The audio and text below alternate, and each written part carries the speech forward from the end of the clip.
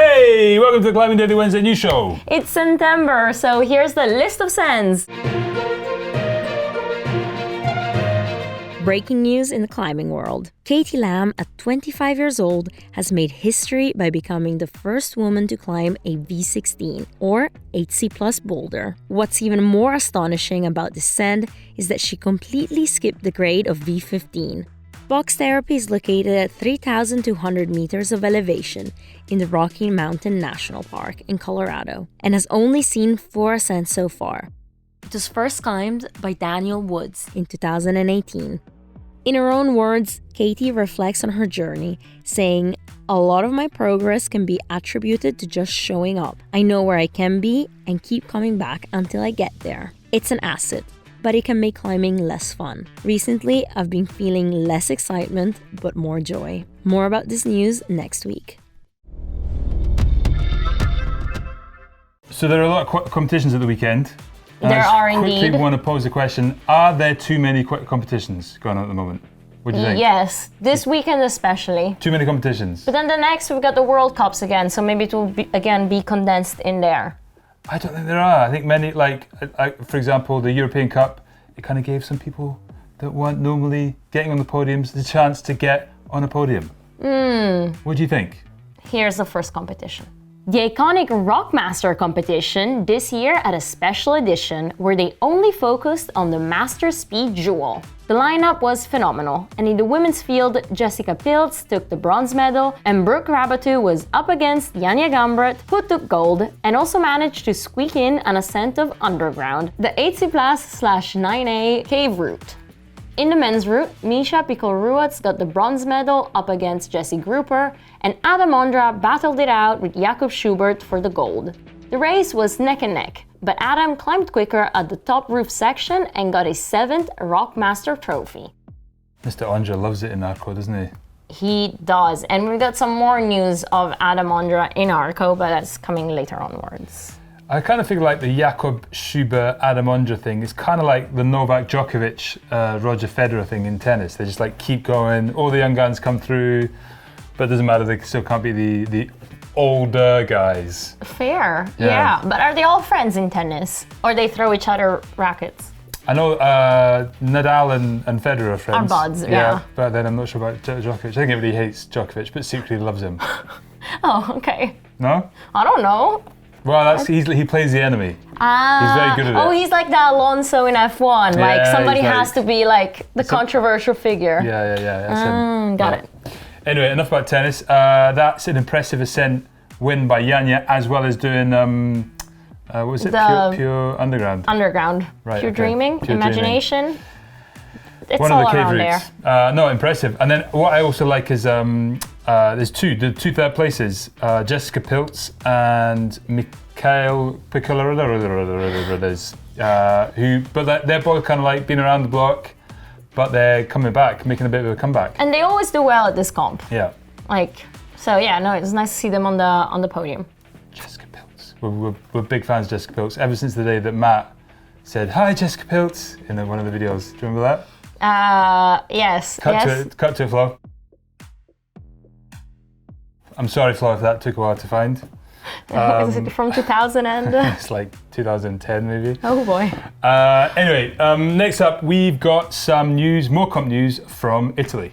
The final stage of the European Cup Tour was held in Bologna at the weekend, with a chance for the lesser-known athletes of the World Tour to share in the glory and get themselves on the podium. In the men's lead, the gold medal was taken by Guillermo Panado Frangallo from Spain. Guillermo has performed well on the IFSC Youth Tour this year, and at 17 he is one to watch for the future. In the women's, it was France's Camille Puget who took the gold medal. Camille previously has a best 6th place in World Cups, which was in Briançon this year, so already well established on the tour. In the speed, it was a Ukraine 1-2 in the men's, with Kach Yaroslav beating his compatriot Pavlenko Konstantin to the gold. And in the women's, it was the Kaluchka sisters from Poland battling it out in the final, with Alexandra beating Natalia. So I'm assuming that you watched the EpicTV live stream of the European Cup of the weekend, Teresa? Or were you watching other competitions? Because there's quite a lot of competitions at the moment, right?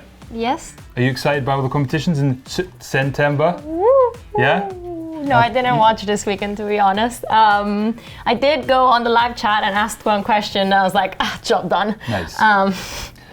But it's cool that I guess after the World Championships there was like holiday break and comps are back. All of that. There's nice to see Charlie Bosco commentating on Rock Masters. Indeed. And Matt Groom commentating on the European Cup.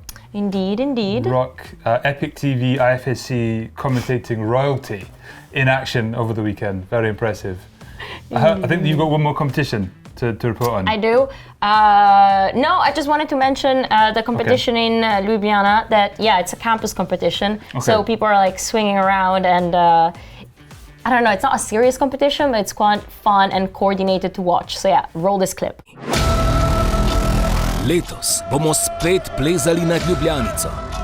Atraktiven šov v središču Ljubljane bo zopet postregal z napetimi plezalnimi boji, kazenskimi padci v mrzlo Ljubljanico in odličnim spremljevalnim programom.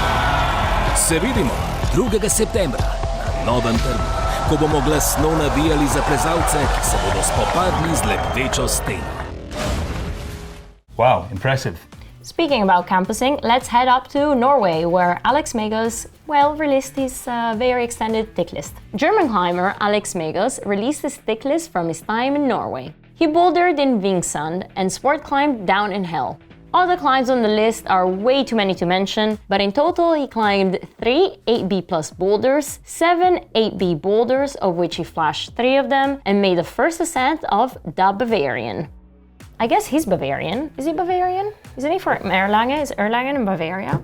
I just remember a real good ratatouille from Bavaria. Sorry, that was random. That was very good. Segue. No, but it's impressive, always impressive. It's good to see him back out ticking some climbs. Indeed, some boulders. These are boulders? Oh, yes, all boulders. And then last week we had him in the 9A roundup because I'm on 9A. Impressive, what a guy. Right, from Germany, was it Germany or was it Norway? Norway. But I went off about Bavaria. You confused me. All the way over to the UK.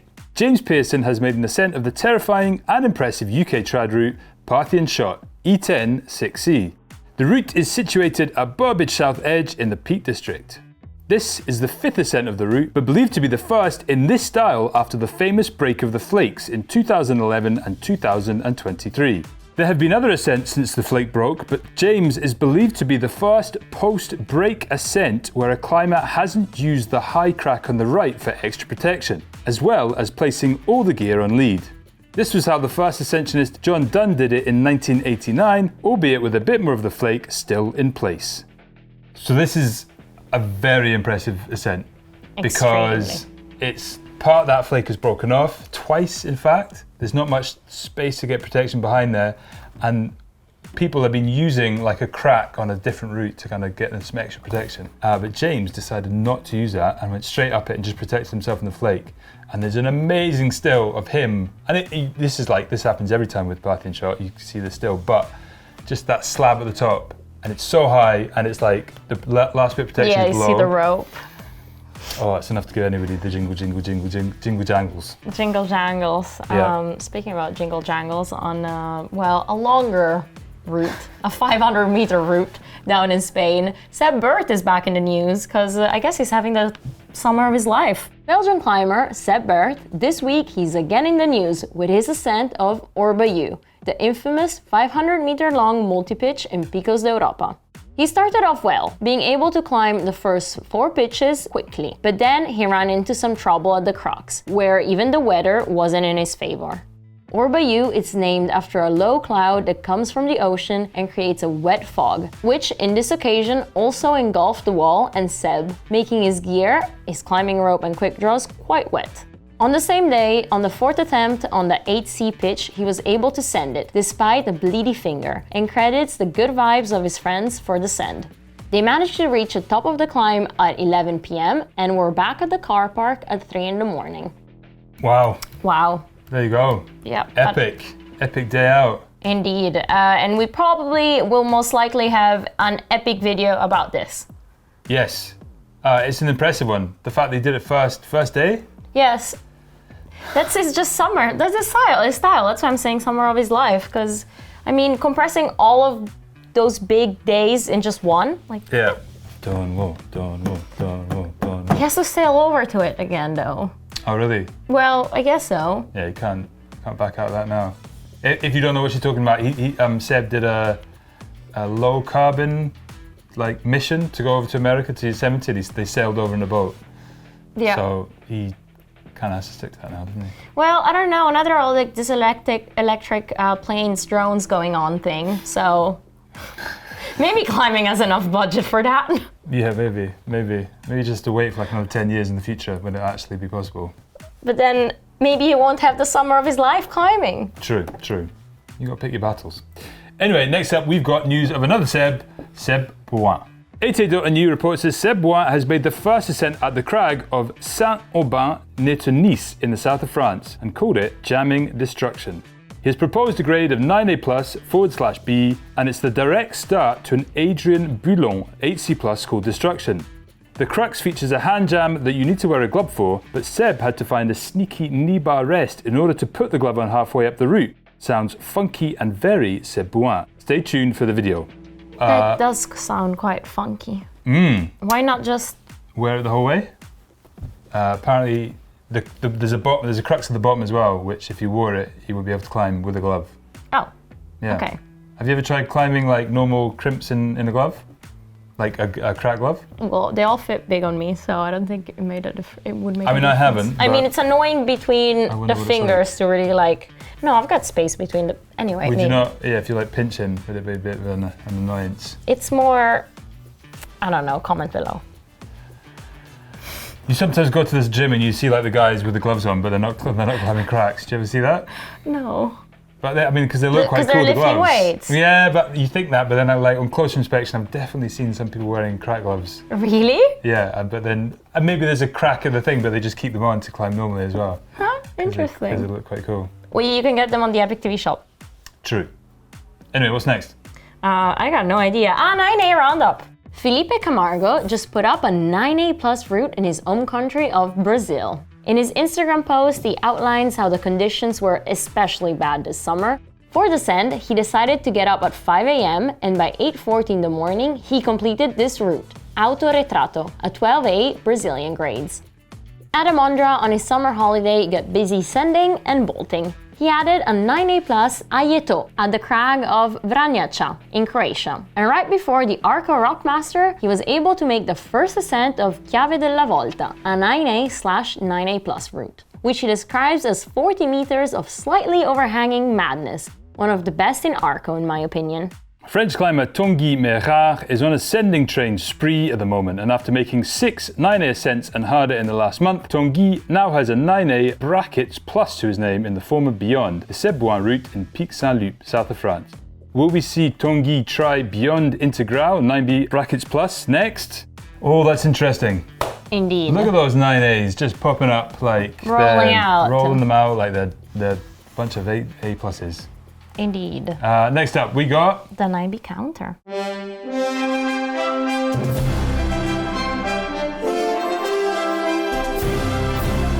What did Seb say about the route? 9A+ or 9B? There's brackets involved. Brackets involved. Yeah, it's like half a point, isn't it? No, shouldn't we have a hardcore 9B line? Yeah. I mean, yeah. Future will tell. Future will tell. The 9B counter hasn't had any action. No.